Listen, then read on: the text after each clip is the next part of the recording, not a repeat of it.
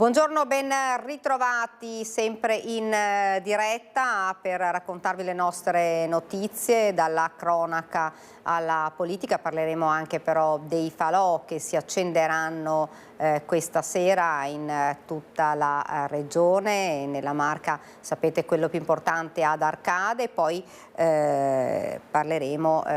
ci collegheremo anche con i nostri colleghi per le notizie più importanti del territorio. Dunque in apertura la cronaca e andiamo subito a Padova con un colpo di scena nella vicenda giudiziaria dei 3 fratelli Ramponi, responsabili della strage di Carabinieri di Casteldazzano. 2 dei 3 avvocati della difesa hanno lasciato l'incarico. Cambio di avvocati per 2 dei 3 fratelli Ramponi in carcere a Verona per la strage dei Carabinieri di Casteldazzano. Gli avvocati Fabio Porta e Domenico Esposito, incaricati d'ufficio della difesa di Franco e Dino Ramponi, hanno abbandonato l'incarico. Al loro posto è subentrata la legale goriziana Laura Luzzato Guerrini. All'origine della decisione di 2 avvocati ci sarebbe il difficile rapporto con i 2 fratelli, che in questi mesi non avrebbero mai mostrato alcun segno di pentimento e sarebbero convinti delle motivazioni che li hanno spinti al loro gesto folle ed estremo di far esplodere il casolare, provocando la morte di 3 carabinieri e il ferimento di una ventina di agenti delle forze dell'ordine che quel 14 ottobre erano intervenuti per eseguire lo sfratto dei 3 fratelli e una perquisizione alla ricerca di armi. A far esplodere il casolare era stata la sorella Maria Luisa Ramponi, che aveva azionato una molotov che aveva fatto saltare in aria l'abitazione satura di gas fuoriuscito dalle bombole lasciate aperte. La donna, dopo oltre 1 mese e mezzo di ospedale, è stata trasferita nelle scorse settimane in carcere a Montorio ed è difesa dall'avvocato Alessandro Ballottin. La donna era l'unica all'interno del casolare al momento dell'esplosione, mentre i fratelli vennero bloccati mentre tentavano la fuga. Rimaniamo nel Padovano, controlli della polizia locale, della Federazione del Campo Sampierese. Al sistema Targa System non sono sfuggiti 2 automobilisti che guidavano, uno con la patente ritirata, l'altra con la polizza assicurativa contraffatta. Sono 2 cinquantenni gli automobilisti incappati nei controlli della polizia locale della Federazione del Campo Sampierese.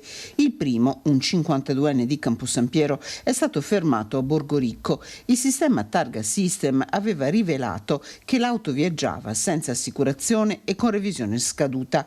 Non solo, il conducente non aveva neppure la patente che gli era stata ritirata nel 2016. A Massanzago il controllo è toccato una donna di 53 anni che agli agenti ha mostrato una polizza assicurativa che si è rivelata contraffatta. La conducente aveva anche la patente scaduta. Per entrambi gli automobilisti sono scattate le sanzioni previste dal codice della strada.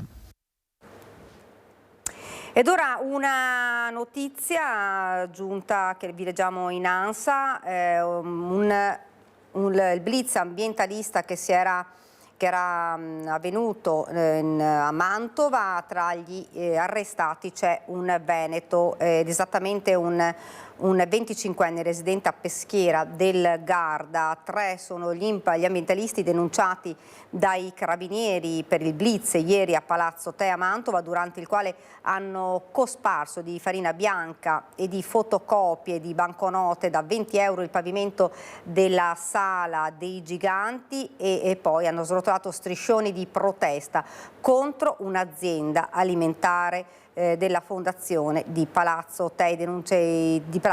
I denunciati, come vi ho detto, sono 3. Uno è un 25enne residente a Peschiera del Garda, poi c'è un 46enne invece di Asti ed una 30enne di Mantova. Queste dunque le notizie. Ora non so se abbiamo già un collegamento per noi, ma forse ancora non è pronto, quindi io andrei subito a Belluno, perché ci sono stati diversi interventi da parte del soccorso alpino. Ci racconta tutto Fabio Fioravanzi. Malore fatale tra il rifugio Auronzo e Misurina. La centrale operativa è stata allertata da un uomo il cui amico era stato colto da malore mentre stavano scendendo in motoslitta. Arrivati all'altezza, il secondo tornante, l'uomo alla guida del mezzo, si era infatti fermato perché all'improvviso il compagno che stava dietro di lui era caduto a terra. Resosi conto della gravità della situazione, ha lanciato l'allarme e iniziato le manovre di rianimazione. Sul posto sono sopraggiunti l'elicottero dell'aiuto alpin Dolomites di Bolzano e una squadra del soccorso alpino di Auronzo, avvicinatisi in fuoristrada e poi con il quad. Purtroppo non c'è stato nulla da fare. Brutta disavventura invece per 2 escursionisti che hanno contattato il 118 perché si erano incrodati lungo il sentiero attrezzato del Kaiserjäger, sotto la cresta del Lagazuoi a circa 2600 metri di quota. I 2, un 68enne di Milano e un 54enne di Corsico, non riuscivano più a muoversi a causa del ghiaccio. Avevano perso i ramponi e si trovavano a qualche metro l'uno dall'altro in posizione precaria, ormai prossimi al buio. Dopo averli geolocalizzati è intervenuto l'elicottero del SUEM di Pieve-di-Cadore, che li ha individuati sopra 300 metri di parete verticale. Recuperati dal tecnico di soccorso mediante verricello, i 2 sono stati trasportati a valle. Ed ora andiamo subito a Mestre, la vedo collegata alla nostra Ilaria Marchiori, dove parliamo dell'omicidio di Sergiu, ucciso con un colpo d'arma da fuoco. C'è una raccolta fondi. Ilaria, buongiorno, a te la linea. Sì, buongiorno a te Daniela, buongiorno ai nostri telespettatori. Innanzitutto è importante evidenziare che i carabinieri stanno continuando le loro indagini, soprattutto per arrivare a trovare i killer, perché sembrerebbero 2 che hanno freddato con un colpo secco alla tempia la sera del 30 dicembre il barman 25enne Sergiu Tarna. Lui aveva terminato di lavorare intorno alle 20 proprio qui al bar Esquisa di Mestre, che vedete alle mie spalle, dove era in prova. Si era recato al sushi poco distante per accordarsi per poter lavorare all'indomani, ovvero la sera di Capodanno, ma è stato freddato e ucciso dopo circa 2 ore, quindi intorno alle 22. Il corpo poi è stato ritrovato appunto all'indomani nei campi gelati tra Mira e Malcontenta. Ora i carabinieri stanno indagando per trovare i killer che l'hanno ucciso. Si indaga verosimilmente nel mondo della droga. Sembra infatti che Sergiu potesse aver contratto dei debiti secondo alcune indiscrezioni e che forse potesse in qualche modo aver pestato i piedi al boss di una banda, però ovviamente queste sono solo ipotesi. Al vaglio i 2 cellulari che erano in suo possesso, ovviamente tutte le immagini delle telecamere di videosorveglianza delle varie zone in cui Sergiu poteva essere stato, dunque non solo quelle qui a Mestre, ma in particolare anche nella zona di Mira Malcontenta, sia nella zona dei campi sia poi nella zona del centro di Malcontenta, e anche ovviamente sia private che non. Come avevi anticipato Daniela, si è attivata una grande catena di solidarietà, soprattutto per raccogliere dei fondi, aiutare la mamma di Sergiu, Anastasia Burghelea, in difficoltà dopo la tragedia, soprattutto per potersi occupare del funerale. È stato diffuso un IBAN sui social tra le varie associazioni che la stanno aiutando, e quanto raccolto le è stato già donato. Tra l'altro anche ieri mattina in tutte le chiese dei luoghi di ritrovo della comunità moldava, dove appunto si riuniscono i fedeli, sono stati raccolti i fondi poi dati appunto alla mamma. Il funerale sarà celebrato a Marghera o Zelarino non appena arriverà il nulla osta da parte dell'autorità giudiziaria, e ieri invece un gruppo di amici si è riunito in silenzio proprio qui davanti al locale, al bar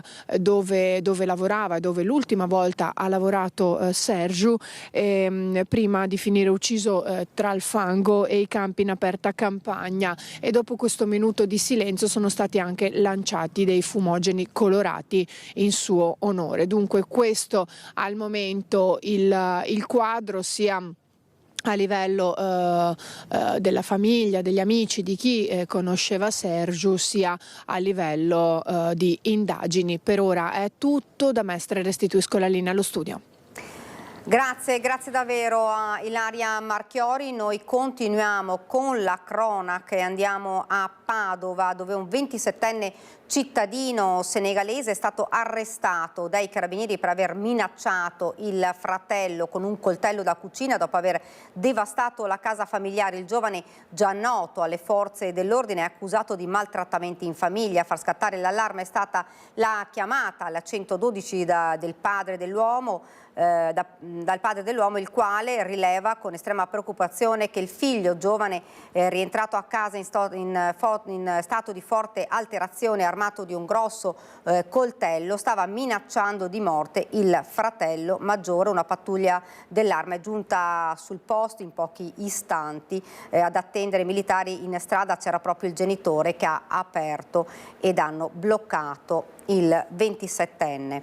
Queste dunque le notizie. Ora ci spostiamo, perché la vedo già sul nostro schermo, la nostra Francesca Bozza. Continuiamo con la cronaca, con una rapina in strada sulla Castellana, ed è stato arrestato dalla polizia un 23enne. Ci racconta però tutti i particolari la nostra Francesca Bozza. Francesca, buongiorno.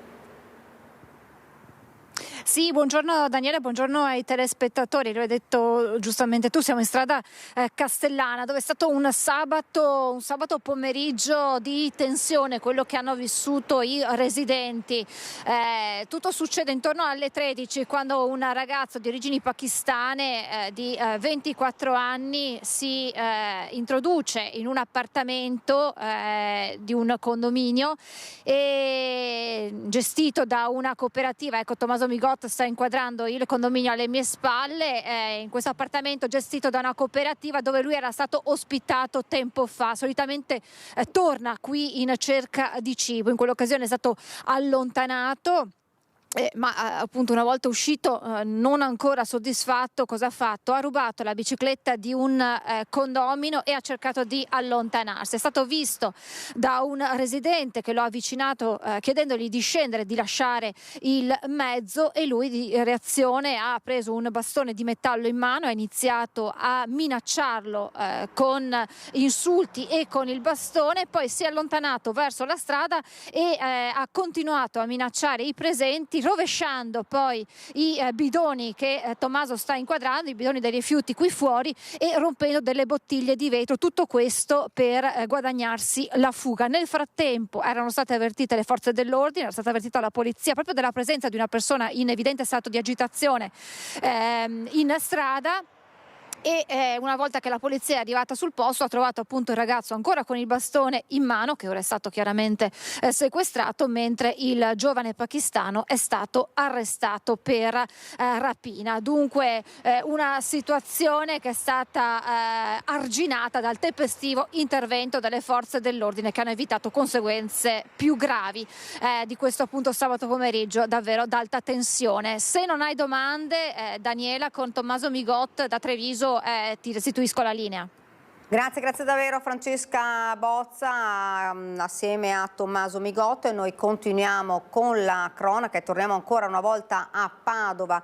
Ha chiamato il 112 segnalando un'emergenza, ma all'arrivo a casa dell'uomo i carabinieri scoprono che era ricercato a livello internazionale, per cui l'uomo è stato arrestato e è caduto appunto a Padova, dove alla centrale operativa del 112 intorno alle 8 è arrivata una chiamata da parte di uno straniero con accento dell'est che, esprimendosi a fatica e in evidente stato di agitazione, richiedeva un intervento urgente da parte dei militari, senza però spiegarne i motivi. Localizzata l'utenza chiamata ed ipotizzando che l'uomo potesse trovarsi in grave pericolo, sono state inviate sul posto ben 2 pattuglie dell'Arma. I militari hanno quindi fatto accesso nel condominio, dove in un appartamento sono stati accolti da un uomo in lacrime. Nella casa, però in presenza di un coinquilino, l'uomo ha iniziato ad assumere un atteggiamento minaccioso verso i militari, che quindi hanno portato l'uomo in caserma, ed è venuto fuori appunto che l'uomo era ricercato a livello internazionale. Per lui è scattato l'arresto. Ed ora ci spostiamo invece a Vicenza con una fuga di monossido. Una 31enne si è sentita male in bagno ed è morta. Il padre e la sorella sono rimasti intossicati. Il killer silenzioso, sarebbe lui ad aver colpito. Monossido di carbonio, gas senza colore, sapore, odore, che però è letale. La vittima è una 31enne, il suo corpo è stato trovato dalla sorella nel bagno di casa in contrada Agugliana, Montebello Vicentino. Immediatamente è scattato l'allarme al 118. Sul posto medici e infermieri hanno tentato di rianimare la donna, purtroppo senza poter più far nulla. Anche padre e sorella, con cui la 31enne viveva, avrebbero avuto un malessere probabilmente dovuto a una lieve intossicazione, quindi sono stati portati in ospedale ad Arzignano per accertamenti. Le loro condizioni fortunatamente non sarebbero gravi e sarebbero stati dimessi. Sul posto anche i carabinieri di Montebello e i vigili del fuoco del distaccamento di Arzignano, che hanno provveduto ad areare i locali. Ora a stabilire se effettivamente ci sia stata una fuga di monossido toccherà al perito nominato dal tribunale. Intanto i dispositivi di riscaldamento sarebbero stati sequestrati. Le indagini sono in corso per stabilire esattamente cosa abbia scatenato la tragedia. E noi continuiamo con la cronaca. È stato trovato ieri intorno alle 13:30 il corpo senza vita di Simone Dalbon, il 43enne di Schio, di cui non si avevano più notizie dal 27 dicembre scorso. Le ricerche si erano spostate dall'ambiente urbano in montagna dopo il ritrovamento della sua auto parcheggiata al pian delle Fugazze tra Trentino e Veneto. Il suo corpo è stato trovato in un canale innevato sotto Punta Favella nel gruppo del Pasubio sul versante veneto. La dinamica dell'incidente è ancora in fase di analisi da parte delle autorità competenti. È possibile che sia stato fatale una scivolata di oltre 150 metri lungo un vaio innevato e ghiacciato. Il ritrovamento è avvenuto grazie all'avvistamento di alcune tracce di ciaspole da parte di una squadra di terra del soccorso alpino che a un certo punto sparivano. Un successivo sorvolo dell'elicottero ha permesso di individuare dall'alto il corpo senza vita dell'uomo in un canale sottostante in un ambiente molto impervio, difficilmente raggiungibile a piedi. Le operazioni di recupero, rese complicate dall'ambiente particolarmente impervio e di identificazione della salma, si sono concluse ieri nel tardo pomeriggio. Ed ora ci spostiamo nel Trevigiano. Sono ormai diversi giorni che tra le vie e le piazze del centro a Montebelluna si aggira una coppia di rapinatori che prende di mira giovani e giovanissimi della zona. Quello che stupisce e fa riflettere la giovanissima età dei due, lei 11, lui 12 anni. A Montebelluna li chiamano già i baby Bonnie and Clyde. È una coppia di bambini, lei 11, lui 12 anni, che da tempo imperversa tra le piazze del centro. L'ultimo episodio tra queste giostre è la seconda sera dell'anno. Siamo in piazza D'Annunzio e la vittima è un 14enne prima avvicinato, poi minacciato ed infine aggredito dai due per sottrargli qualche euro. Il fatto è stato notato subito da uno dei gestori delle attrazioni che è intervenuto fermando la rapina e mettendo in fuga i baby malviventi. Ma è la terza volta che i due bambini rapinano o tentano di rapinare dei coetanei poco più grandi e in un caso, dopo aver cercato di sottrarre il portafoglio ad un ragazzino vicino all'area pattinaggio, erano stati affrontati dagli amici della vittima con conseguente rissa e intervento dei carabinieri. Identificati i due piccoli rapinatori sono stati riconsegnati ai genitori, pare nel campo nomadi di Montebelluna, giusto il tempo per tornare nuovamente tra queste vie e queste piazze dove tutti ormai li chiamano i Bonnie and Clyde del Sedese, nell'attesa che qualche autorità prenda provvedimenti per salvare questi bambini dalla deriva criminale. Una storia, sottolinea Monsignor Antonio Genovese, che guida la comunità cristiana di Montebelluna, che deve far riflettere tutti. Questi dodicenni sono un po' i dodicenni di tutti. Sono tutti i nostri figli e la prima cosa è il dispiacere grande perché noi lavoriamo anche in parrocchia, io spesso anche con i ragazzi delle elementari e delle medie e colgo quasi mai queste situazioni di disagio eccetera, senza accusare, però una riflessione anche di chi ha responsabilità su proprio l'emergenza educativa. Allora io credo che sia importante non esorcizzare ma domandarsi, soprattutto noi adulti, su cosa puntiamo e perché sono gli ambiti del futuro. Ed ora ci spostiamo nell'Alta Padovana con un tragico incidente. Un 74enne è stato travolto da un'auto e ucciso mentre attraversava la strada. Sul posto per noi Federico Fusetti con Cristian Roche Allende. Sì, buongiorno Daniela, buongiorno ai telespettatori. Esatto, stiamo parlando proprio di una tragedia avvenuta ieri sera a Santa Giustina in Colle. Siamo venuti a trovare il sindaco Moreno Giacomazzi, buongiorno. E la vittima è Vittorino Muraretto, 74 anni, che stava attraversando la strada qui a pochi metri dal municipio di Santa Giustina in Colle, e il sindaco era tra l'altro lì perché insomma è stato chiamato, è un parente alla lontana del signor Vittorino, ed era lì. Cosa è successo? Sì, come è stato detto, io sono arrivato pochi minuti perché comunque c'era un elicottero che sorvolava il territorio, mi hanno detto è successo un brutto incidente davanti al cimitero, ho preso la macchina, sono venuto e ho visto che i sanitari avevano appena finito il tentativo di rianimarlo e ormai non c'era più niente da fare, e ancora in quel momento non si sapeva l'identità, diciamo, della persona investita, e che ho dovuto io assieme ai carabinieri capire tramite il documento, per poi scoprire che allora sicuramente ho detto è una persona del posto, perché se era a piedi era un paesano, e il fatto poi di scoprire che appunto era Vittorino mi ha lasciato sicuramente a bocca aperta, perché comunque lo conoscevo molto bene e, come diceva lei prima, sono cresciuto perché comunque è anche lo zio di mio cugino, quindi siamo cresciuti un po' assieme. Che persona era? Era una persona squisita, perché comunque era piacevole parlarci assieme. L'ho trovato il giorno prima al bar, perché era spesso, sai, da pensionato, giustamente, e abitando tra l'altro a pochi metri dal centro. Non solo io, ma molti, diciamo, suoi colleghi pensionati si trovavano per leggere l'articolo sul giornale, una persona molto intelligente e anche colta, con cui potevi parlarci e fare dei discorsi, diciamo, anche di politica, e quindi era veramente piacevole.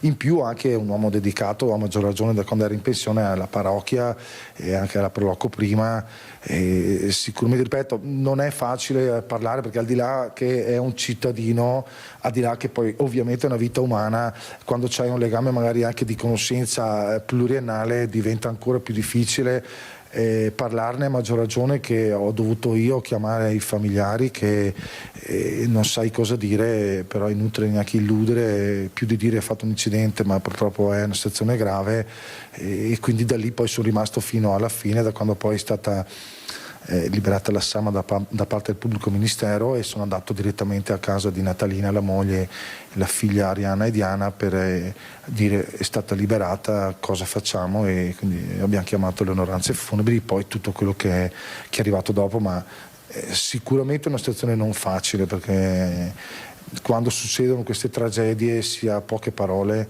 e a maggior ragione se poi anche una persona conosciuta e ben voluta anche dalla popolazione. Sicuramente Vittorino non ci mancherà molto, e io l'unica cosa che posso dire, avendo visto direttamente la caduta, anche se poi la dinamica ovviamente la ricostruiranno i carabinieri. Sì, era sulle strisce, però dicono di sì, però appunto poi se stava attraversando da un lato all'altro, viceversa, lo staranno poi chi di dovere capirà appunto la dinamica effettivamente dell'incidente, cosa che sicuramente uno potrebbe intuirla, però ecco, la cosa che voglio dire, io per primo che ero sul posto non mi permetto di dire nulla, perché sarà chi di dovere poi che andrà a stabilire la corretta dinamica dell'incidente, perché poi si potrebbe spostare anche un senso di responsabilità da parte di l'uno o l'altro, ed è il caso di non parlare se uno non sa, e soprattutto neanche di andare a fare i gossip su situazioni così tragiche, perché ricordo che dietro sicuramente il dolore della famiglia Muraretto, quindi dalla moglie Natalina e la figlia Diana e Arianna, dall'altra parte c'è un ragazzo di 33 anni che si è trovato magari davanti a un ostacolo all'improvviso, e che sicuramente bene non sta, perché poi è stato portato anche lui in ospedale perché era sotto shock, e con lui anche gli altri due, diciamo, che ero in macchina con lui, io li ho visti disperati, perché comunque consapevoli di quello che era successo, ma si vedeva che era una cosa che è caduta all'improvviso. E quindi pensando anche alle strade del suo comune, che appello facciamo a chi le frequenta, che siano automobilisti o pedoni? Sì, in effetti quello che è successo ieri sera mi ha fatto riflettere, perché comunque a volte quando si va per strada, che sia a piedi, bicicletta, si sa che i soggetti deboli sono sempre quelli pedoni oppure le biciclette, e chi va poi, che gli automobilisti devono stare, ovviamente, per stare tanta attenzione, essere attenti alla guida, perché basta poco per poi crearsi una tragedia, ripeto, che va da entrambi i lati, da parte di chi ha perso un caro ma anche da chi poi ha investito, che sicuramente non sarà una situazione facile da superare, al di là poi di quello che potrebbe essere anche a livello giuridico ma anche a livello morale.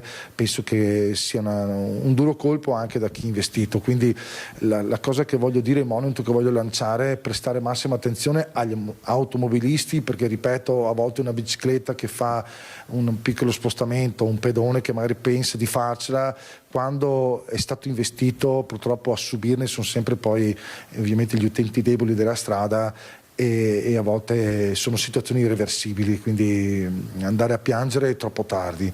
Prevenire è meglio, con attenzione massima in tutti gli utenti della strada, che siano automobilisti, ciclisti o pedoni.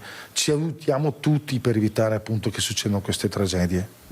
Ringraziando molto il sindaco Moreno Giacomazzi per l'ospitalità e per averci raccontato cosa è successo. Ovviamente ci uniamo anche noi alle condoglianze alla famiglia di Vittorino Muraretto. Daniela, ti restituiamo la linea. Grazie davvero a Federico Fusetti. Noi ci spostiamo immediatamente a Rosà, nel Vicentino, dove c'è un vero e proprio giallo sulla scomparsa dell'ingegner Menegone, il consulente degli autovelox irregolari, ma ci racconta tutto la nostra Vanessa Banzato. Vanessa, buongiorno, a te la linea. Buongiorno a te Daniela, a tutte le persone che ci stanno seguendo da casa. Ci troviamo a Rosà, siamo in via Garibaldi, siamo proprio davanti alla galleria d'arte che era gestita da Antonio Menegon, ingegnere di 78 anni che risiede a Tezze sul Brenta, ma che proprio qui a Rosà ha questa attività. Un vero e proprio giallo, la sua scomparsa. Da qualche giorno non si hanno più notizie dell'ingegnere, come hai accennato anche tu, era il super esperto, il super consulente per quanto riguarda la battaglia contro gli autovelox irregolari, una battaglia che aveva portato avanti nel nostro Veneto, in tante province della nostra regione, ma aveva portato avanti in realtà in tutta Italia, anche al sud Italia, riuscendo a raggiungere importanti risultati, tanto che ricorderete che per un lungo periodo diversi velox furono assolutamente bloccati, silenziati. Da capire cosa possa essere successo. Il primo a dare l'allarme è stato Antonio Tognoni, il presidente dell'Unione Consumatori con sede a Rossano Veneto, che aveva bisogno di contattarlo pare per alcune consulenze in merito a un incidente stradale, perché tra l'altro lui seguiva anche tutte le perizie particolari che riguardano anche incidenti stradali, perizie in rapporto con la PG, con i vari comuni. Di conseguenza è una persona molto attiva in questo settore, e con me la sindaca di Rosà Elena Mezzalira, perché nel comune dove Menegon aveva l'attività davvero ci sta chiedendo tutti quanti cosa possa essere successo.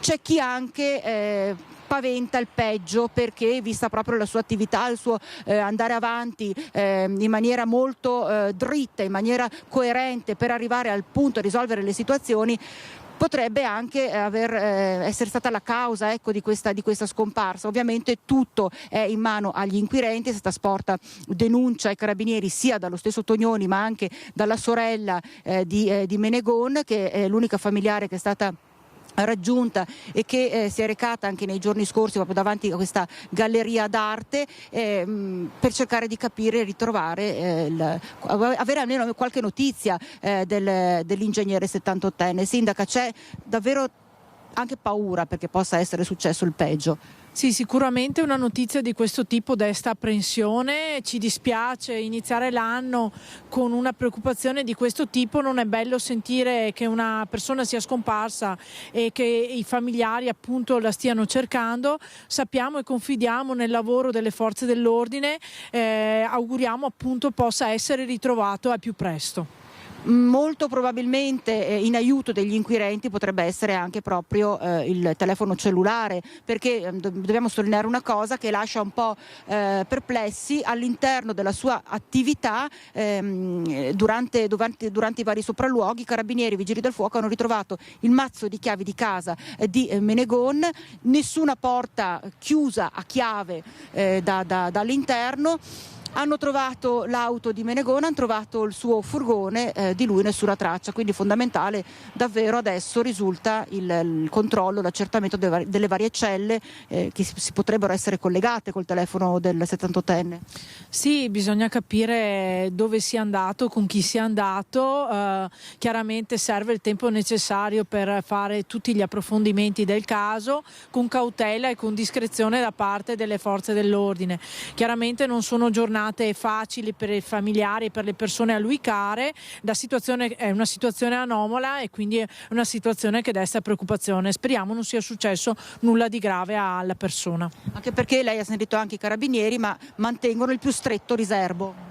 Sì, no, in questo momento non vengono rilasciate notizie, anche noi l'abbiamo saputo dalla stampa, è giusto così, è giusto che loro facciano il loro lavoro perché questo permette di garantire maggior sicurezza all'ingegnere Menegone per l'appunto, quindi noi speriamo, appunto da Rosatesi non lo conosciamo molto perché lui in paese gestiva solo questa attività da alcuni anni, ma non era una persona appunto che faceva parte della nostra comunità in senso stretto e quindi non abbiamo elementi per poter essere purtroppo d'aiuto.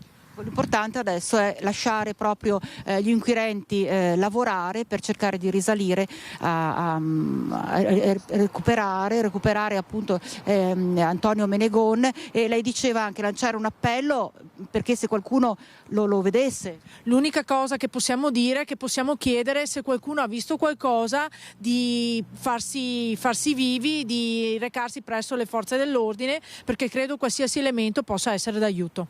Insomma, un vero e proprio appello lanciato anche attraverso le nostre telecamere perché chi avesse visto Antonio Menegone, o almeno magari anche se non lo conoscesse, vedesse una persona vagare, perché non sappiamo davvero nulla di cosa possa essere successo, si metta direttamente in contatto con i carabinieri.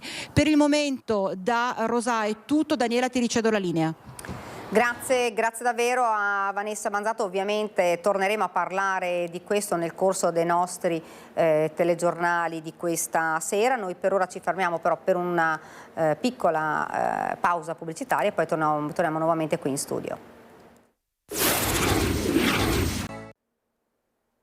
Rieccoci nuovamente in studio ed ora parliamo della preoccupazione ormai alle stelle per Alberto Trentini, che si trova sapete, in Venezuela, soprattutto dopo l'attacco degli americani a Caracas e il ministro Tajani su Trentini dice: stiamo tentando il possibile e anche l'impossibile, ma ci racconta tutto il nostro Lorenzo Maier. Lorenzo, buongiorno.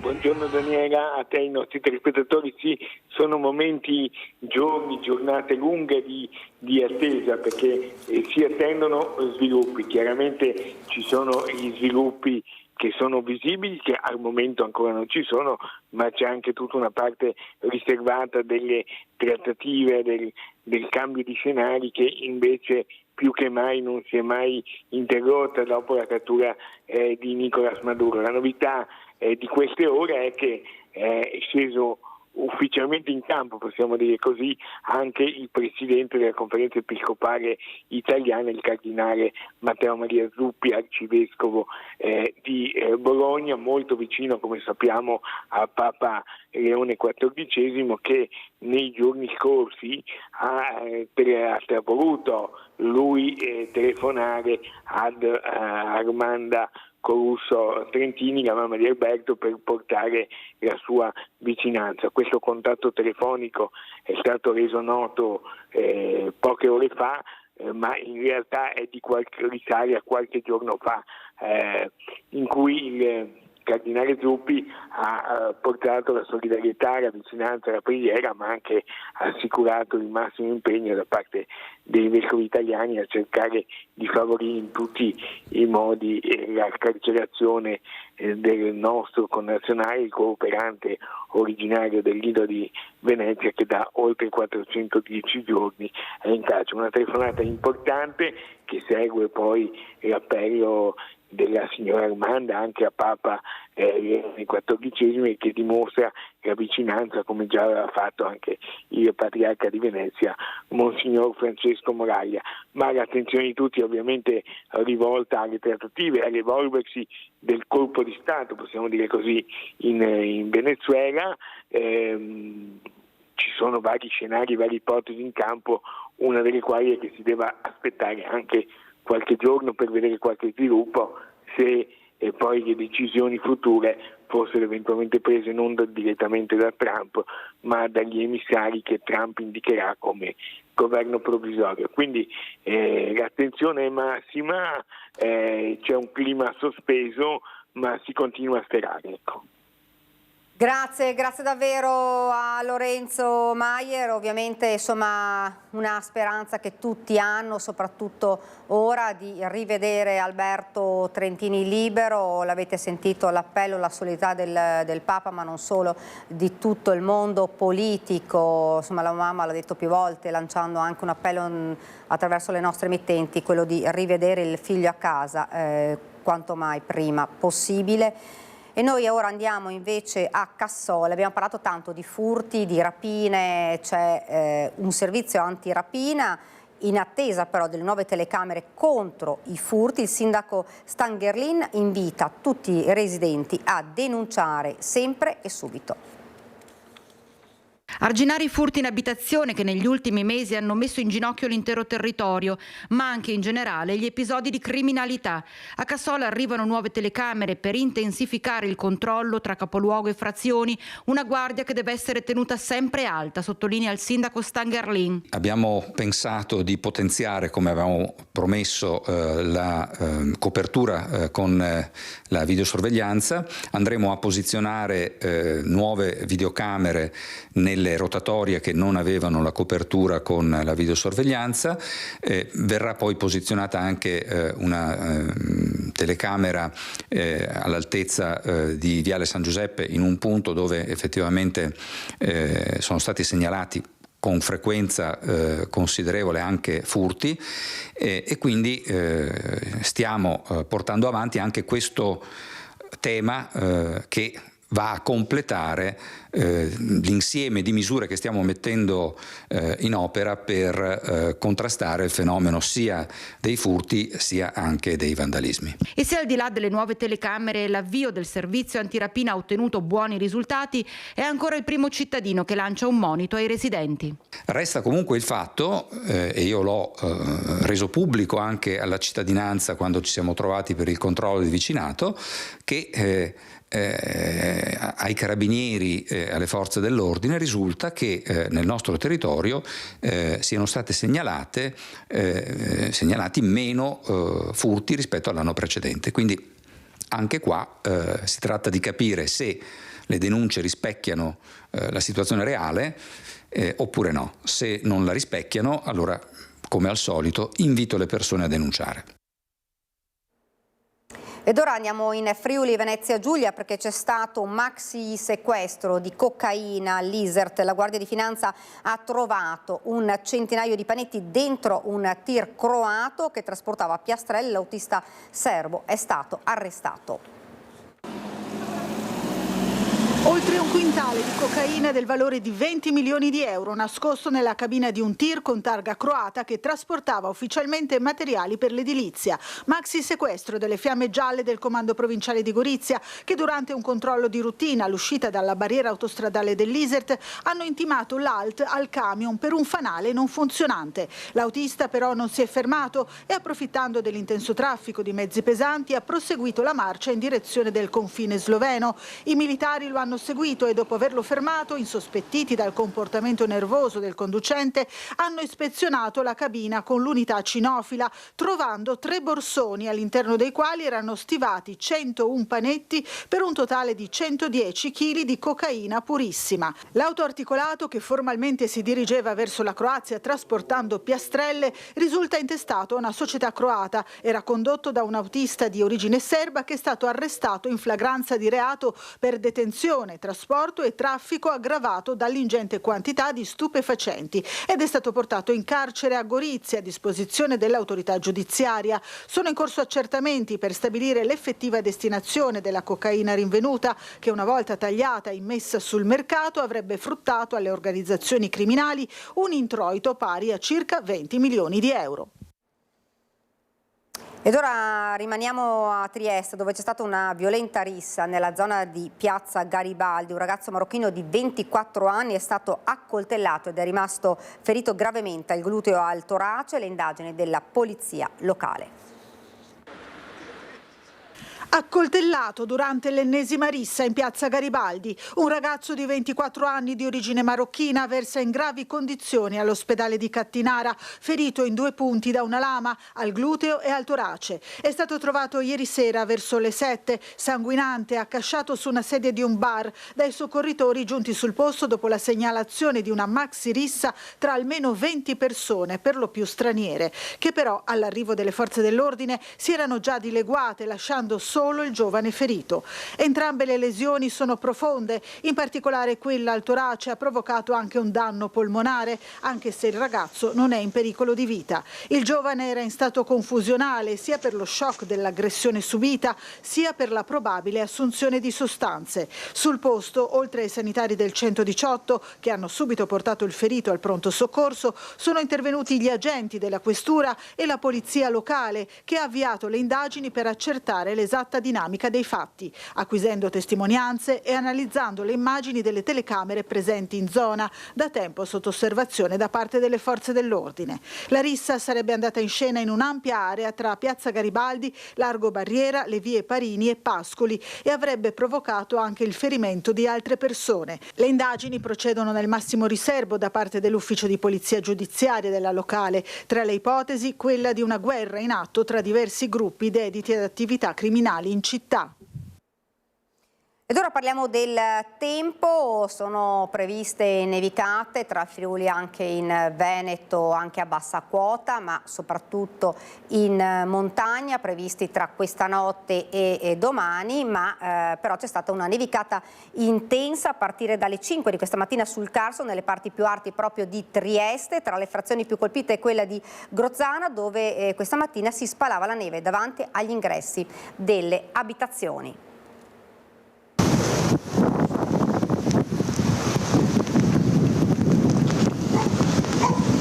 Alle 5 di questa mattina è iniziata una forte nevicata sul Carso e sulle parti alte di Trieste. Già da questa notte sono iniziate le operazioni dei mezzi spargisale sulle strade.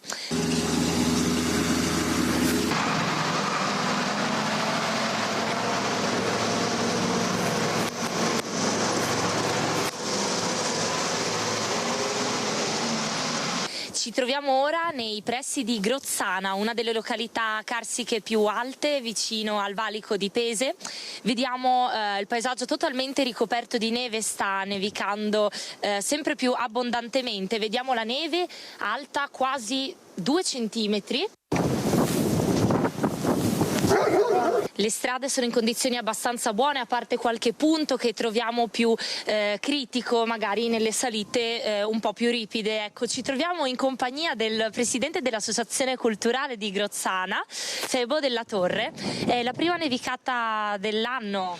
Buongiorno, sì, sono il presidente dello Slovensko Krasno Društvo Krasnopolje di Grozzana e sì, per noi questa è la prima nevicata e giunge copiosa perché non eravamo più abituati a questo clima. Negli scorsi anni le nevicate sono state molto sporadiche e di lieve entità, però quest'anno diciamo che romanticamente ci è stato donato questo panorama e questa bellissima atmosfera. Certo, qualche piccolo disagio ovviamente c'è, ci sono gli inconvenienti dovuti anche alla tipicità morfologica del paese, che è comunque un paese fatto di salite e discese e quindi non è molto semplice riuscire a mantenerlo, però c'è l'impegno di tutti i paesani, c'è l'impegno del comune di Dolina e dei suoi rappresentanti dell'amministrazione che ci stanno comunque assistendo come possono e con molta attenzione. Ecco.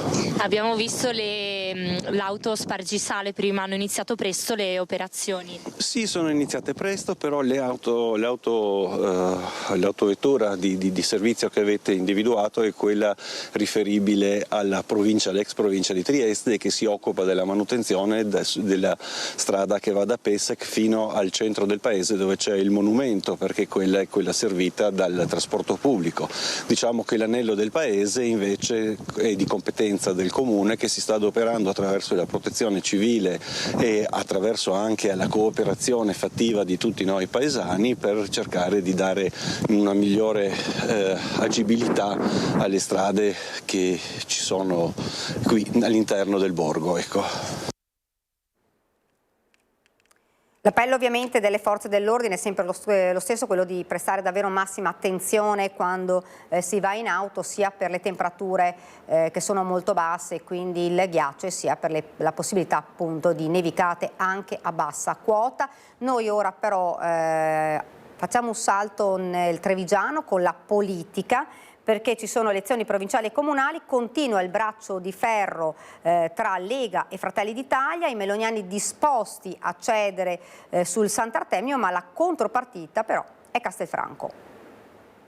Guardiamo con fiducia al fatto di poter avere anche dei candidati di Fratelli d'Italia a partire dal primo comune per importanza che va al voto alle prossime elezioni amministrative. Siamo certi che sia la Lega a dover dare le carte per quanto riguarda la provincia, per il resto siamo disposti a valutare assieme. Chiamatela arte della diplomazia, quello che il numero 1 di Fratelli d'Italia nella Marca mette in campo nella nostra prima edizione è un concetto traducibile così: possiamo cedere sulla provincia, ma sui comuni non arretriamo, in primis su Castelfranco. Sono giorni cruciali per trovare la quadra nel centrodestra alla voce candidato presidente della provincia, e la lotta con la Lega, pur in punta di fioretto, è concreta. Elezioni provinciali e amministrative sono legate a doppio filo, come in un effetto domino. 2 giorni fa, proprio in prima edizione, Dimitri Coin ha lanciato il messaggio: se non si trova unità sulla provincia, liberi tutti alle comunali. E unità per la Lega significa candidato del Carroccio. Alla mossa del suo omologo provinciale, Lo Perfido muove la sua pedina nella scacchiera. La priorità è mantenere unito il centrodestra, chiaro che non a qualsiasi costo, quindi basta condividere persone che sono in grado di tenere unito il centrodestra. Prima condizione dei meloniani: è vero, la Lega ha più peso nelle votazioni essendo elezioni di secondo livello, ma non può essere questo il metro decisionale. Non è per una questione aritmetica di numeri che si dice il candidato deve essere di questo partito piuttosto che di quell'altro, ma si cerca di individuare la figura più adatta che possa consentire al centrodestra di vincere, governare o amministrare. Il passo indietro fatto, nonostante i numeri, sul candidato presidente di regione deve far capire quanto forte sia la volontà di Fratelli d'Italia di valutare l'insieme delle cose. Seconda condizione: vogliamo sapere al più presto il vostro nome finale, perché non basta la rosa dei 4 sentiti in questi giorni: Zanchetta, Benedos, Bordin e Donadella. Noi abbiamo visto quella famosa rosa di 4 nomi, è chiaro che hanno un peso diverso ognuno di esse, quindi cercheremo di convergere su quello che può essere il nome più rappresentativo del centrodestra. Un nome che deve andare bene anche a noi, dice sostanzialmente Lo Perfido, ma c'è anche la terza condizione. Se Fratelli d'Italia non ha il presidente della provincia, magari può avere altri ruoli importanti che possono dare quella visibilità necessaria che fa capire come Fratelli d'Italia possa avere operatività anche all'interno della provincia. E qui si torna all'inizio. Lo Perfido fa capire che sulla provincia Fratelli d'Italia cederà, quindi Liberi Tutti di Coin è scongiurato, ma c'è una contropartita e si chiama Castelfranco. Alla Lega la provincia, ma Castelfranco tocca a noi. Alla Lega la provincia, sul tavolo delle amministrative, Fratelli d'Italia ha i suoi validi candidati. Ovviamente per quanto riguarda i comuni più grandi probabilmente non ci si fermerà soltanto ad una interlocuzione a livello di singoli circoli comunali, ma ci sarà una discussione a livello provinciale. Noi siamo pronti a proporre i nostri migliori amministratori proprio perché ci teniamo a far vedere che anche nei comuni più grandi anche Fratelli d'Italia è in grado di dire la propria. Il problema è che la Lega non ha nessuna intenzione di mollare la città del Giorgione. Insomma, lo scacco matto è ancora possibile.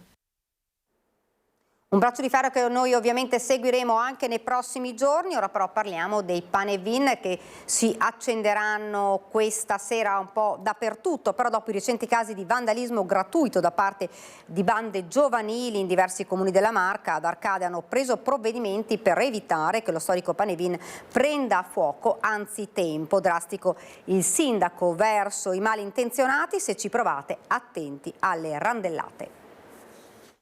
Controlli rafforzati per stanotte al Panevin di Arcade, che sarà guardato a vista. Dopo gli ultimi episodi di vandalismi e bravate in diversi comuni della Marca da parte di bande giovanili, il sindaco Domenico Presti non lascia scampo a malintenzionati. Il Panevin è vigilato, oltre che video sorvegliato, quindi se viene qui probabilmente comunque troverà una bella accoglienza. Direi una cosa simpatica, magari viene qui e prende 2 randellate, forse è meglio che non viene nemmeno a provarci. Ma Arcade non sarebbe poi l'unico comune che ha rafforzato i controlli alle cataste pronte per la notte dell'Epifania. E Presti però va oltre nella prevenzione con pattuglie rafforzate contro i borseggiatori e baby gang. Abbiamo alzato di circa 20 unità i volontari tra alpini e i carabinieri in congedo, una quindicina di carabinieri dell'ANC e quindi oltre 80 degli alpini dei vari gruppi del circondario. Inoltre ho 15 uomini delle forze di polizia tra carabinieri e polizia locale, quindi anche lì ho fatto un ritocco, praticamente ho chiesto un po' di forze in più. E proprio per prevenire ogni possibile caos ci saranno varchi rafforzati con controlli antibotti e petardi. Voglio anche ricordare che c'è un'ordinanza che vieta i botti, vieta l'ingresso o l'accesso con bottiglie di vetro e lattine, nonché anche il divieto per i commercianti della vendita di questi prodotti.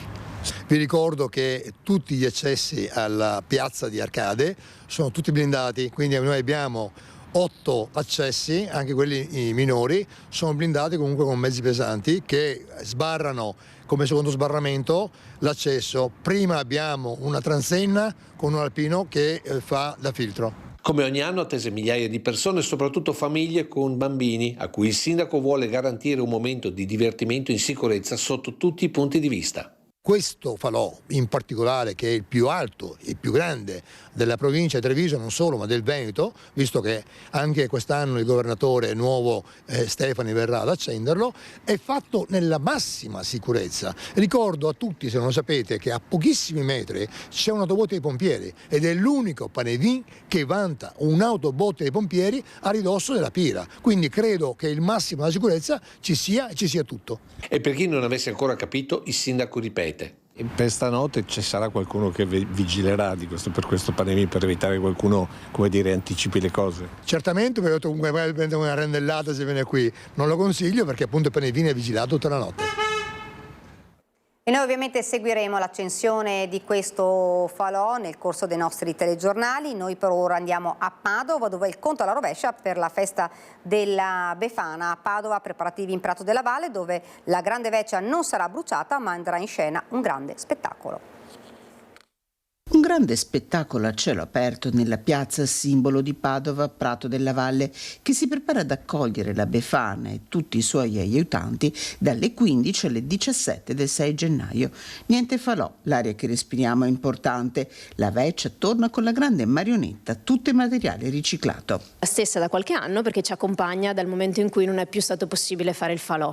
E quest'anno è stata rimessa in sesto, sono state cambiate le corde, rifatto il trucco, quindi è sempre la solita vecchia, ma che si presenta in nuova veste e sarà accompagnata da dei momenti di spettacolo di magia e dei momenti di musical. Da Frozen ad Aladdin, dal Libro della giungla, Klaus, grande musica ma anche la magia di Befana sui trampoli e su bici artistiche e di una specialissima vecchia, la Befana amica dei bambini, quella dei Vigili del Fuoco. Da sempre, anche se tu chiedi a un bambino cosa vuoi fare da grande, il pompiere. Quindi sì, Vigili del Fuoco e i bambini è un mix che ha sempre funzionato molto bene. Noi siamo affezionati ai bambini ed è il nostro futuro e credo che farli divertire in semplicità, utilizzando anche un format un po' vecchio che è la nostra vecchia Befana, che è una tradizione secondo me molto importante e che i Vigili del Fuoco continuano con molto entusiasmo a fare, a partecipare. Non posso svelare tutto, diciamo che arriverà una Befana sopra un mezzo dei Vigili del Fuoco, sopra l'autoscala dei Vigili del Fuoco, che è secondo me il nostro mezzo più rappresentativo, molto scenografico e amato dai bambini.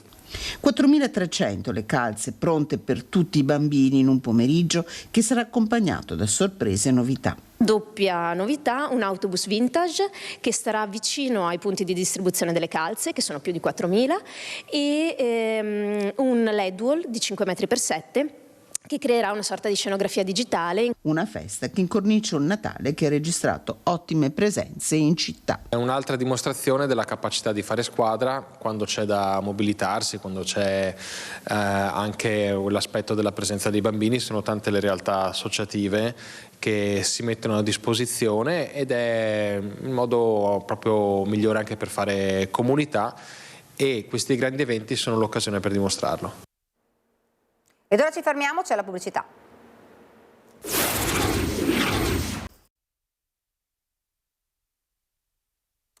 Siamo tornati nuovamente in studio, vi presento gli ospiti che ci hanno raggiunto. Marco Della Pietra, sindaco di Spresiano, buongiorno. Buongiorno Daniela, buongiorno a tutti. Giannino Venerandi, l'abbiamo visto l'altro giorno proprio per parlare di una tragedia, quella in Svizzera, presidente del SILB di Treviso, buongiorno. Buongiorno a tutti.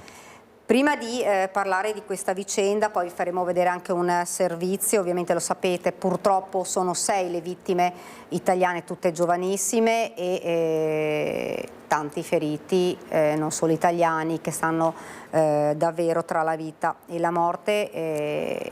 I nostri connazionali, quasi tutti, sono stati trasportati a Milano, poi ne parleremo, ma parleremo proprio delle regole della sicurezza, parleremo di questa inchiesta per cercare di stabilire la verità su quello che è accaduto a Crans-Montana. Però prima la politica, perché c'è un po' un braccio di ferro, l'abbiamo visto nel servizio prima, tra Lega, Fratelli d'Italia, tra insomma il Sant'Artemio e Castelfranco, insomma si sa, ecco. Anche il sindaco non sta bene. No, il sindaco quando si parla di politica poi gli viene sulla tosse. No, ma in realtà non c'è nessun braccio di ferro, c'è semplicemente un momento in cui ci si sta confrontando e credo che assolutamente l'unione del centrodestra non sia messa in discussione da questa tornata di elezioni provinciali. Credo che la quadra si troverà, è evidente che il presidente provinciale precedente fosse della Lega e la Lega rivendichi un nome proprio, come è altrettanto evidente che Fratelli d'Italia abbia dei nomi da proporre. Detto questo, secondo me si troverà la quadra assolutamente, tenendo conto che non è l'unica partita aperta, non dimentichiamoci che al netto della tornata amministrativa della prossima primavera/estate c'è da eleggere anche il Presidente della Conferenza dei Sindaci, c'è da eleggere il Presidente dell'Associazione Comuni, c'è da eleggere il Presidente del Comitato dei Sindaci di Treviso, ci sono diverse partecipate che andranno al rinnovo, per cui l'importante è che gli equilibri poi vengano trovati e soprattutto rispettati. Io credo che non ci sarà nessun problema e azzarderei anche una confluenza chiaramente su nomi che possano essere rappresentativi per tutto il centrodestra e quindi io credo che, come è stato detto dal mio presidente provinciale, l'onorevole Perfido, ma come è stato detto anche dall'onorevole Coin, non ci si farà assolutamente del male, ma anzi si troverà l'accordo per poi dopo proseguire anche successivamente. Ecco, questa era una parentesi politica, ne avevamo parlato prima, adesso però parliamo di quello che è accaduto in Svizzera. Come vi dicevo, sono 6 le vittime italiane e ci sono 2 psicologi trevigiani, il Paolo Pillon e il dottor Luca Cremasco, nel team internazionale di specialisti che dà supporto ai familiari e ai sopravvissuti. Il racconto di questi giorni davvero difficili in questo servizio, poi ne parliamo insieme agli ospiti.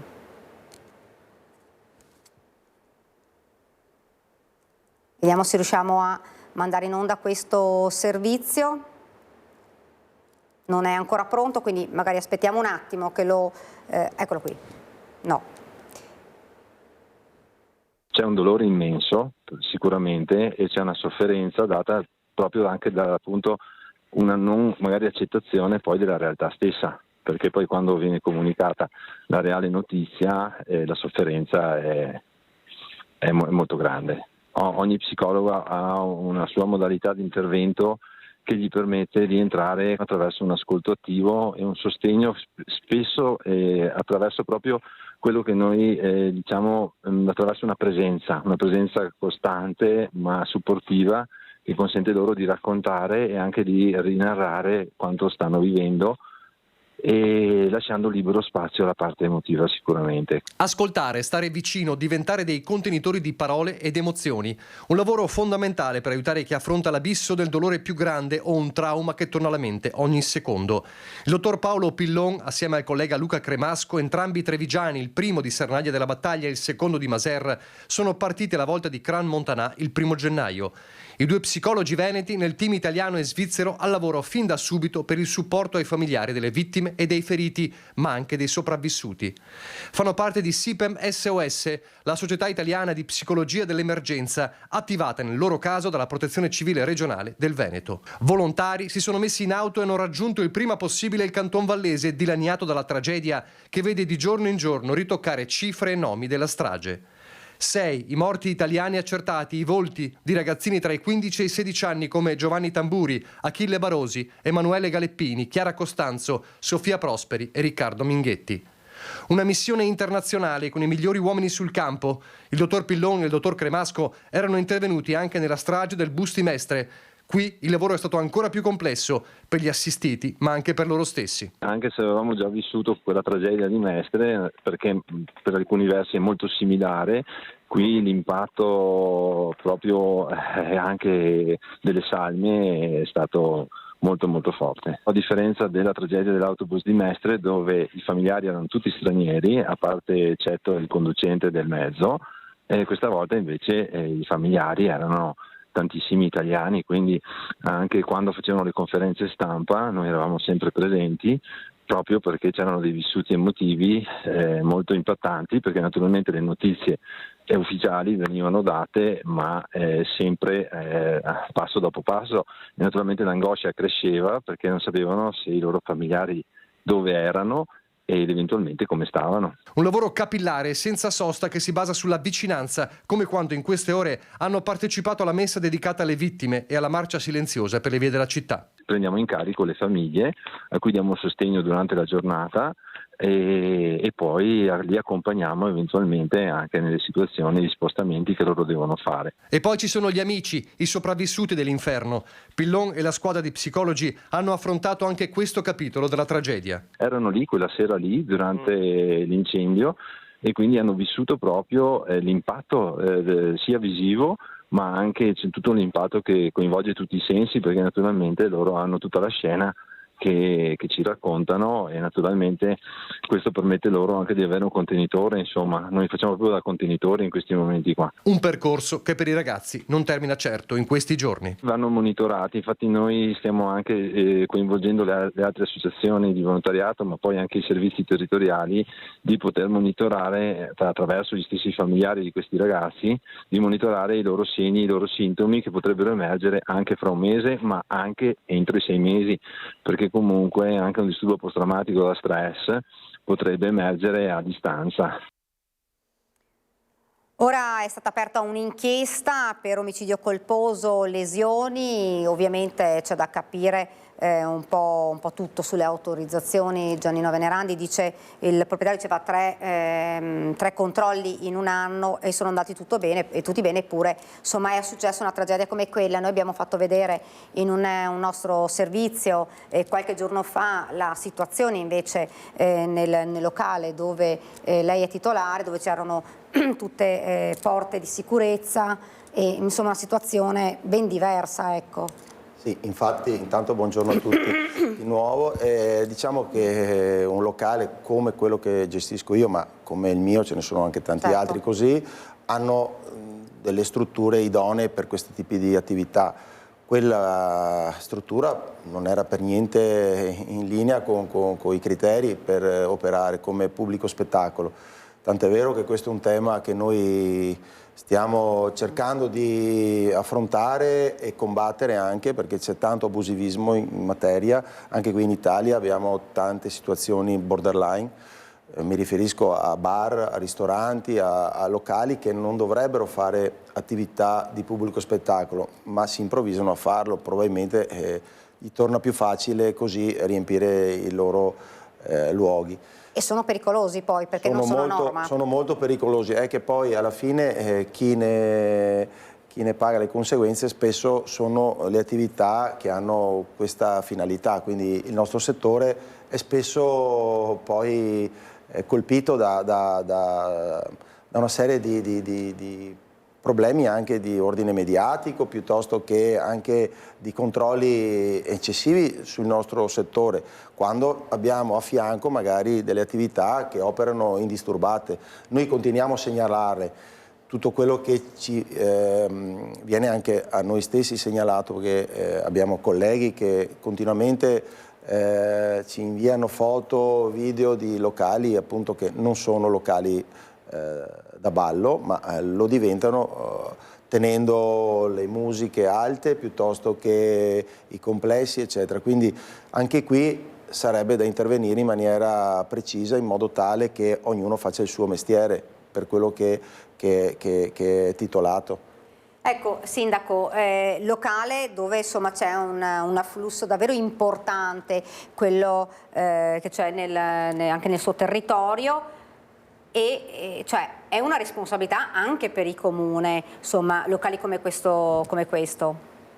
Assolutamente sì. Io con i titolari dell'Odissea e con Giannino in maniera particolare ci conosciamo da 30 anni e io devo dire che non c'è mai stato un momento in cui si sia pensato all'Odissea pericolosa da questo punto di vista, anzi è sempre stata all'avanguardia, è sempre stata anche esempio per gli altri locali.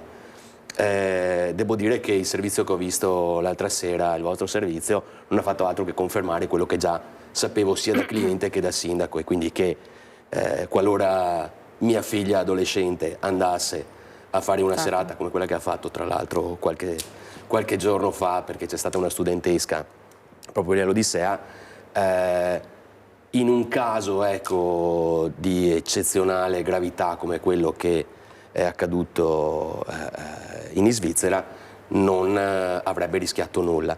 È vero che lì proprio sono due cose completamente differenti, cioè quel locale lì non era adibito a manifestazioni di pubblico spettacolo, è evidente, era in un sottoscala, con un'unica scala, con un tot larghezza. Guardate che adesso, al di là dei locali a ciò adibiti, ma anche quando noi facciamo una festa in piazza, cioè dobbiamo sottostare a delle normative che prevedono un deflusso della gente in caso di problematiche. Sappiamo bene che dopo Torino anche l'evento pubblico all'aperto ha delle prescrizioni ben particolari.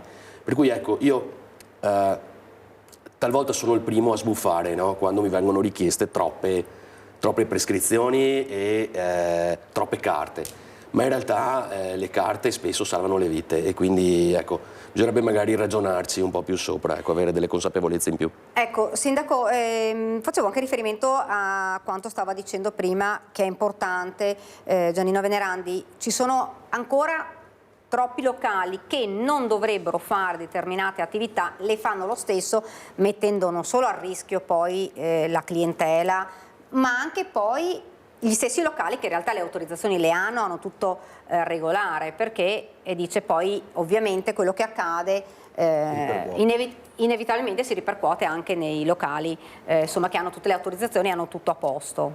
Ma guardate che effettivamente, e lo dicevate sempre in quel servizio lì, lo diceva Maurice, anche quando si fa qualcosa di privato che però trascende quelli che sono i limiti del privato, bisogna rispettare alcune regole.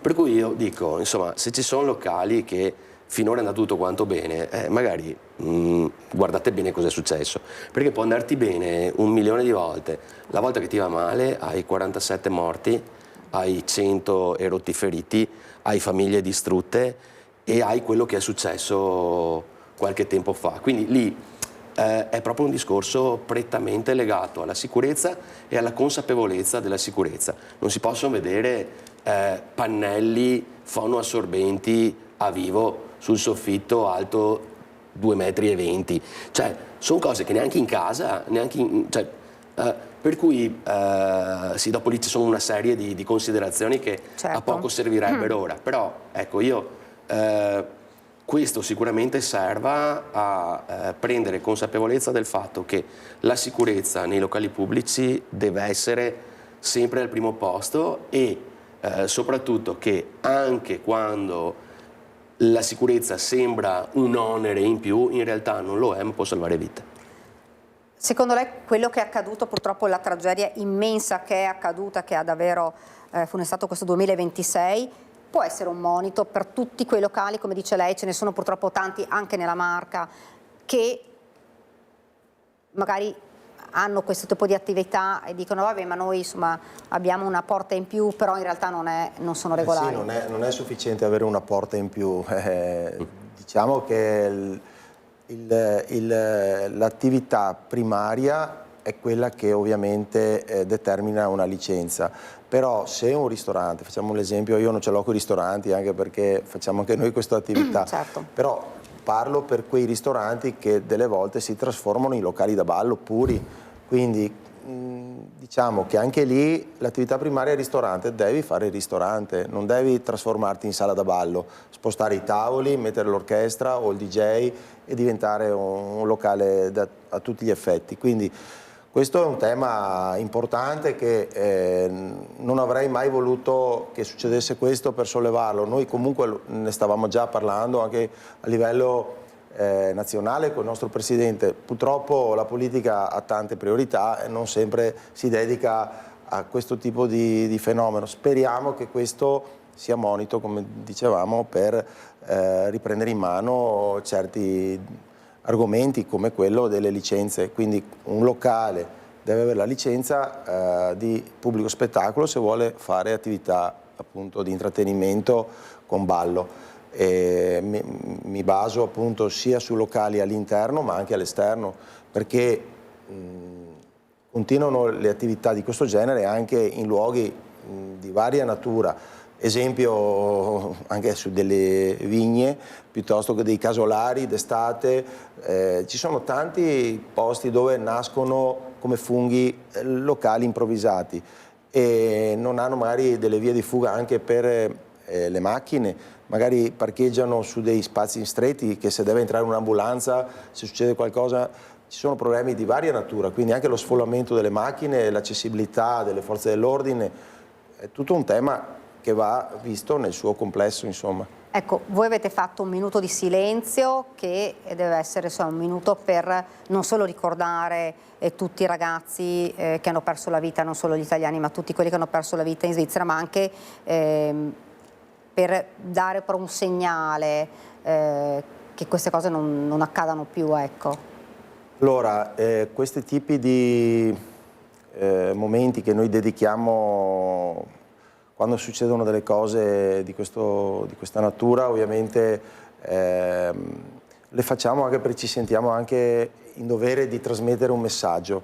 Anche in questo modo cerchiamo di dare un contributo, perché noi sì, l'attività primaria è far divertire la gente e quando facciamo un minuto di silenzio non la stai facendo divertire ovviamente, anzi la fai riflettere, però ogni volta che capitano degli eventi di tragici o una morte di un ragazzo per un incidente, noi abbiamo sempre cercato di coinvolgere la clientela, responsabilizzarla come nell'uso delle auto, quindi non in stato alterato, piuttosto che frequentare anche locali che non siano appunto idonei, quindi anche questo è un messaggio. Fate attenzione dove scegliete di passare il vostro tempo, fatelo in posti che abbiano i requisiti. Chiaramente non è che i requisiti sono stampati fuori dalla porta, però diciamo che si capisce un locale che è sul territorio da tempo con una certa tipologia di struttura, dà già l'idea che è a posto, mentre quello che nasce così nuovo e magari al limite delle dinamiche di sicurezza si capisce, insomma. Quindi io quando spendo delle parole con il pubblico affinché stiano attenti, ripeto, all'uso delle auto piuttosto che al stesso consumo di altre sostanze che non sono chiaramente positive per l'organismo, cioè cerchiamo di dare anche delle informazioni oltre che dare divertimento, e vedo che ogni volta che facciamo queste cose il pubblico reagisce in maniera molto positiva, con dei grandi applausi, ci danno la mano, quindi ci fanno i complimenti, quindi facciamo squadra anche con i nostri clienti. Sindaco, intanto ovviamente iniziative queste sono importanti perché sono dirette ai ragazzi e i ragazzi accolgono questi messaggi ed è fondamentale perché è a loro che va. Sì, una considerazione però, guardate, in questi giorni qua, vuoi anche perché ho mia moglie che è insegnante e quindi quando si parla di ragazzi e di giovani diciamo che la discussione in casa è sempre viva, questa volta per una situazione tragica, però ecco, è giusto che i locali facciano questo tipo di sensibilizzazione, però ci vorrebbe un qualcosa di più strutturato. Sentivamo ieri che il percorso scolastico obbligatorio di ogni persona conta circa 14.000 ore di scuola. Ora, vuoi che in queste 14.000 ore di scuola non si trovi un piccolo spazio per insegnare anche la pericolosità di certe situazioni ai ragazzi o ai bambini. Guardate che io qualche prova di evacuazione, insomma, l'ho vissuta e l'ho vista, l'ho fatta. Bisognerebbe anche insegnare anche ai ragazzini che non è prendersi per manina e fare le scale. Cioè, quando sei in una situazione di pericolo, il pericolo c'è. Questo perché lo dico? Perché guardate che poi lì ci sia tutto il discorso culturale del riprendere col telefono il momento, ragazzi, là finché vediamo certi youtuber che si mettono nella cima della Tour Eiffel senza sicurezza, senza niente, e per i like, no, fanno vedere che sono con i piedi nel vuoto, e diciamo che non abbiamo, ecco, proprio un così dei modelli così edificanti. Però al di là di questo io credo che molti dei ragazzi non si aspettassero una diffusione del fuoco così come c'è stata. Cioè lì in 2 minuti è bruciato tutto. Allora queste cose qua io per primo non le sapevo, perdonatemi, cioè a me se prende fuoco lì e so che tra 2 minuti con l'aria e tutto prende fuoco tutto, non ci credo neanche, però purtroppo è così.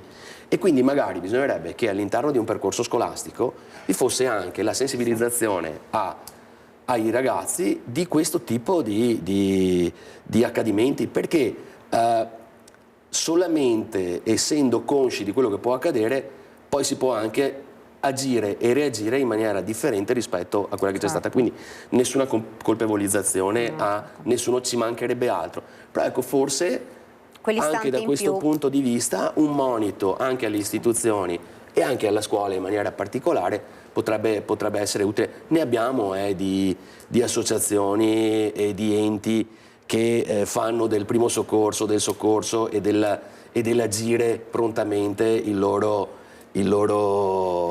status, no? E quindi perché non approfittare, perché non spiegare ai ragazzini queste cose? Poi dopo comunque, adesso divago un attimo, però prima appunto Giannino diceva bisogna avere le licenze, bisogna avere tutto. Io poi dopo quando vedo in un locale girare bottiglie di champagne con ragazzini, insomma, poco più che adolescenti, anche lì ci sarebbe tanto da dire, però adesso sarebbe solamente un discorso fine a se stesso che magari poco porterebbe, ecco. Però questa iniziativa potrebbe davvero essere importante per i ragazzi, o collegata poi anche ai messaggi lanciati proprio nei locali che sono autorizzati a fare questo tipo di manifestazioni. È vero, nelle scuole sarebbe importantissimo perché raggiungi davvero tutti i ragazzi. Quell'istante in più in cui sono rimasti là, nessuno è colpevole purtroppo, è accaduto, però quell'istante è costato purtroppo la vita a tantissimi, troppi ragazzi giovanissimi.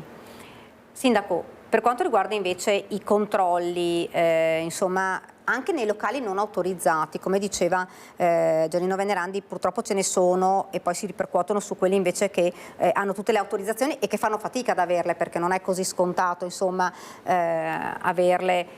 Ci sono controlli anche da parte del comune? Ma i controlli ci sono fin tanto che ci sono le segnalazioni. Molto spesso le segnalazioni non le riceviamo, oppure le riceviamo fuori dall'orario in cui i nostri agenti sono in servizio, per cui diventa difficile. Però so benissimo che anche le forze dell'ordine si danno da fare in tal senso, che sono stati anche dalle nostre parti, qualche rave è stato ripreso prima che degenerasse, mentre per quanto riguarda i locali che invece sono in regola, noi facciamo un percorso con tutti i locali. Chiaro che quello che si fa con l'Odissea è un percorso ben più ampio, ben più nutrito, ben più strutturato, e quindi lì proprio non abbiamo pensieri di sorta. Gli altri locali noi ci auguriamo che tutti si comportino bene e senza trascendere i limiti per i quali hanno le licenze e hanno tutto quanto in regola. Talvolta c'è anche chi ha una licenza per una cosa e poi invece ne fa un'altra. Poi, a prescindere dalla licenza, che è un tema importantissimo, ovviamente c'è la responsabilità di chi come noi fa questo mestiere, quindi abbiamo sulle spalle veramente tanti pensieri, anche quando abbiamo le persone che ci vengono a trovare e a divertirsi, quindi noi siamo molto coscienti di questo problema, che è quello della sicurezza, tant'è vero che oltre ad avere il personale formato con i vari corsi che annualmente vengono rinnovati, abbiamo anche noi le prove di evacuazione. Ovvio, noi si fa tutto quello che c'è da fare. Poi l'imprevisto può capitare a tutti, perché anche a chi è preparatissimo può capitare un episodio eccezionale, e quindi si spera anche che le manovre imparate in casa, diciamo, quindi il nostro personale, il personale addetto alla sicurezza interna e tutte le strutture idonee per il buon svolgimento del locale, in caso di un imprevisto tutto funzioni al meglio. Certo. Noi ce lo auguriamo sempre, insomma. Un'ultima domanda, Genovese Nerandi. Lei ci ha detto mi arrivano segnalazioni. In caso di segnalazione, lei che cosa fa? Poi mi arrivano segnalazioni che un locale sta facendo un altro tipo di attività che non è quella. Lei che poi è presidente, ovviamente SILB, parlo per questo. Ecco, la mia posizione ovviamente è anche un po' delicata da un punto di vista di poi dover far da tramite, perché io faccio solo da tramite, non tanto io, ma il nostro sindacato con sede all'Ascom di Treviso delega poi l'avvocato del SILB a procedere a tutte quante le segnalazioni del caso. Un avvocato che a livello nazionale gestisce tutte queste tipologie di segnalazioni, quindi si prende atto di quello che sta avvenendo o che dovrebbe avvenire e si segnala alle autorità competenti tramite appunto l'avvocato del SILB. Poi le forze dell'ordine, i sindaci e chi è preposto appunto a fare questi controlli prende in mano le nostre segnalazioni e fa quello che deve fare. Si spera sempre che col buon senso comunque non serva fare più segnalazioni adesso. Purtroppo il buon senso non c'è stato, ovviamente l'inchiesta è aperta, però insomma Sindaco, la prima cosa che ha pensato, prima di chiudere, stiamo per chiudere, la prima cosa che ha pensato appena saputo di questa notizia, avendo lei poi un locale così importante come l'Odissea nel suo territorio?